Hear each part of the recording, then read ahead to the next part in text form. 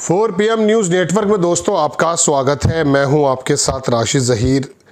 इतनी बड़ी घटनाएं देश में चल रही हैं साहब, यही नहीं पता चल पा रहा कि आरिफ मोहम्मद खान साहब सुना है मुंबई में लेटे हुए सो रहे थे, उन्हें खबर सुनाई गई कि आपको हटा दिया गया है।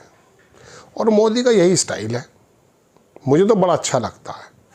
कभी कभी देश को चलाने की जो प्रक्रिया है, ताली बजा करके नोटबंदी कर देना, रात को संसद सत्र बुला करके जीएसटी लागू कर देना, ये स्टाइल बड़े ज़बरदस्त है। अब्बास मस्तान की जो फिल्में आती हैं उसमें होते हैं ये काम। लेकिन कभी कभी कुछ बुद्धिजीवियों से ये सुन लेता हूँ मैं, अरे साहब देश चल रहा है, इसके अंदर बहुत सीरियस पॉलिटिशियन की ज़रूरत होती है।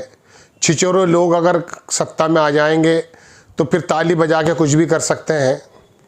उनका अपना नज़रिया है, मोदी जी का अपना नज़रिया है। मोदी जी देश के अंदर घटनाएं करते हैं, मतलब अच्छा लगता है कि हाँ कुछ हैपनिंग हो रही है।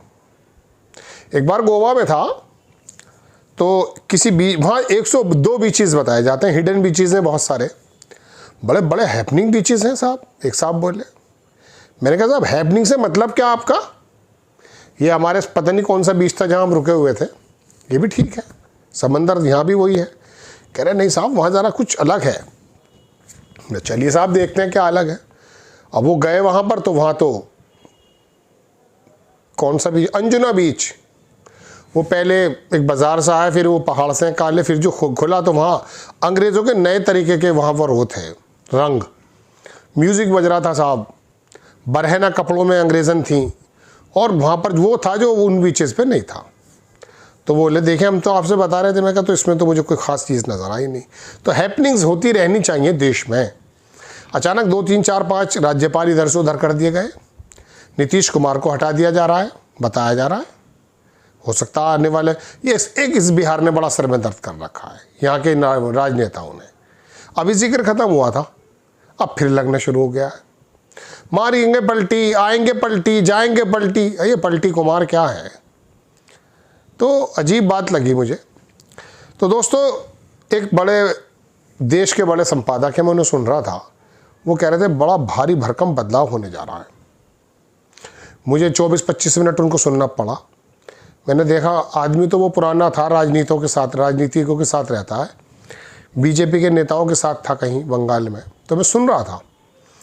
बताया उन्होंने ये कि देश में ये जो उठापटक चल रही है, इसके पीछे एक ये वजह हो सकती है कि 2029 में चुनाव है केंद्र का, और अभी मौजूदा दौर में मोदी जी के हाथ में जो है 13-14 स्टेट हैं, अगर दिल्ली को लगा लिया जाए तो 15 स्टेट हैं जहां बीजेपी की सरकार है।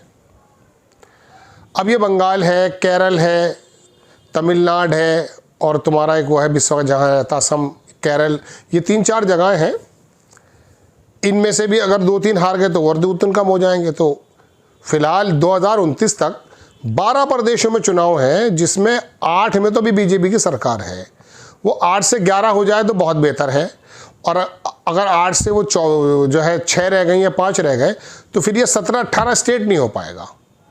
अब 17-18 स्टेट का मतलब क्या है? 2/3 स्टेट देश के मोदी जी के हाथ में आ जाएं, और 2/3 बहुमत लोकसभा में मोदी जी के हाथ में आ जाए, जनता दल तोड़ने के जैसे आसार बताए जा रहे हैं, चंद्रबाबू नायडू अपने बचाएं तो बचाएं, तो ऐसे में फिर मोदी जी कुछ भी कर सकते हैं।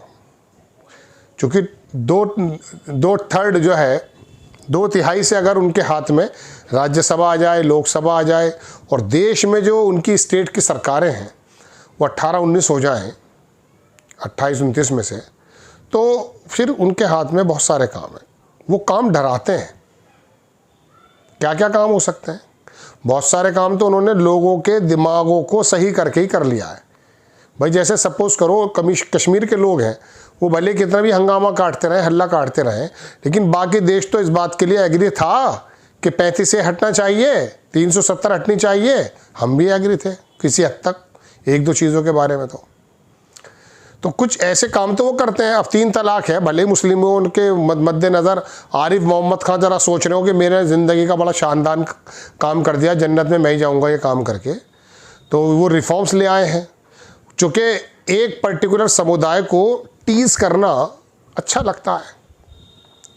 अब तुम्हारी छत पे मेरी छत पे हेलीकॉप्टर आया या नहीं, ये इशू नहीं है। हम तो लाइन में खड़े हैं 5 किलो चावल की, कितनी बड़ी तरक्की है। तो ये तमाम काम करके मोदी जी के हाथ में अगर ये ताकत आ जाती है तो 2029 के चुनाव में उसके बाद वो कुछ भी कर सकते हैं। 1 नेशन 1 इलेक्शन है। कुछ लोग यूँ भी कहते हैं कि साहब एक समुदाय का वोट ही ख़त्म करो, ये नकारात्मक वोट हैं। योगी आदित्यनाथ कह रहे थे नकारात्मक वोट है मुस्लिमों के, इशारे में कहा था 15-85 80-20।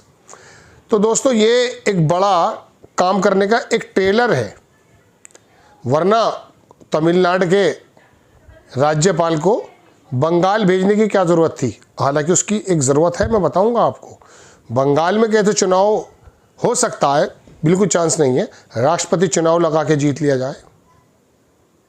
तो ये सारी जो कराधारा चल रहा है, आरिफ मोहम्मद खान को सोते हुए उठाया जा रहा है कि तो मतलब आप राज्यपाल नहीं हो। और जो है दिल्ली वाले ने कहा मेरी गलती क्या है साहब, वहाँ पर वो एक संधू करके कुछ लेकर आए हैं LG। उधर वो तमिलनाडु का जो अभी चार्ज है मेरे ख्याल से वो केरल वाले के हाथ में है।